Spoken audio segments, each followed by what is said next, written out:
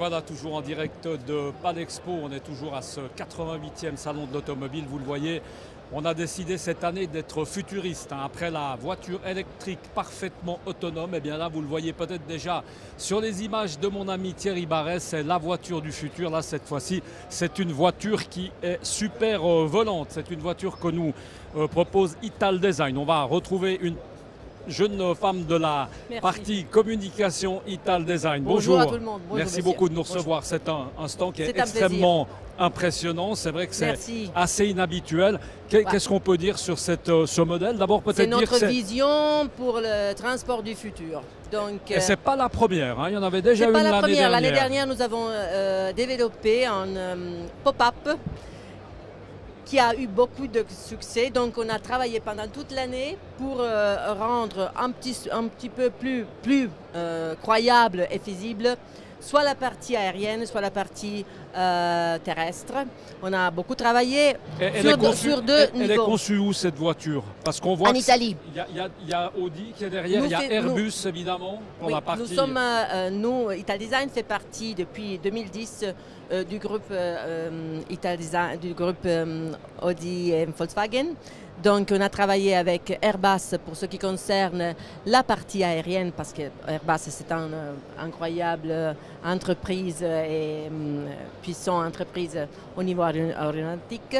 Et on a travaillé avec, on partage avec le groupe Audi le même stratégie visionnaire sur le futur du transport. Évidemment, c'est le côté volant, on peut le voir. Ça fonctionne comme un hélicoptère parce que cette partie qu'on voit qui est juste là en dessus, finalement, elle s'emboîte. Exactement.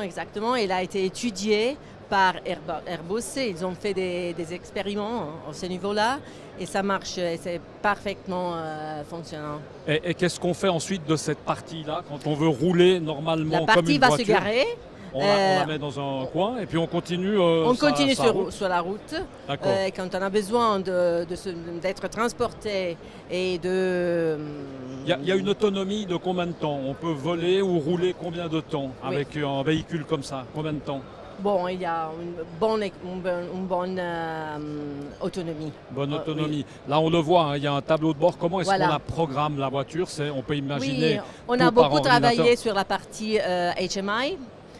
Donc, comme vous voyez, on peut effectivement, à travers les yeux, donc eye tracking, à travers la voix, la reconnaissance de la voix, donc voice control, et aussi de la partie touch experience, on peut la contrôler. C'est le toucher aussi. Oui, la toucher. C'est la voix, c'est les yeux. C'est une voiture, on peut imaginer qu'elle sera commercialisée. Alors, c'est une voiture destinée à résoudre partiellement les problèmes que les grandes villes ont. Donc, c'est destiné et adressé aux municipalités. On a travaillé sur deux niveaux. Au niveau technique, exactement avec un partenaire comme Airbus et avec Audi, mais aussi sur un autre, mais aussi avec les municipalités, les grandes villes. On est déjà dans cette partie commercialisation ou pour l'instant non, on se concentre un peu sur le côté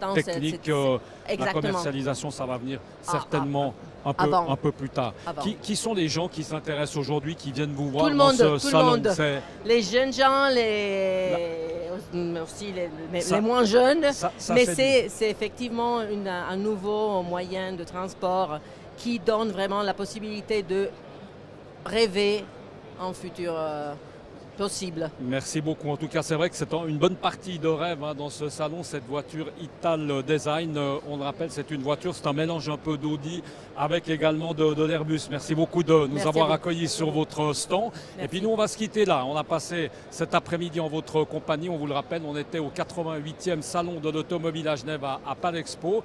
Et puis on vous rappelle également que vous pouvez nous consulter régulièrement sur nos différents sites, Facebook bien entendu, Instagram, Twitter, sans oublier YouTube et forcément notre site internet direct-news.info. On se retrouve jeudi sur le stand de BMW. Là, il y aura quelques surprises que vont nous proposer nos amis du garage des Acacias. À très bientôt. Ciao.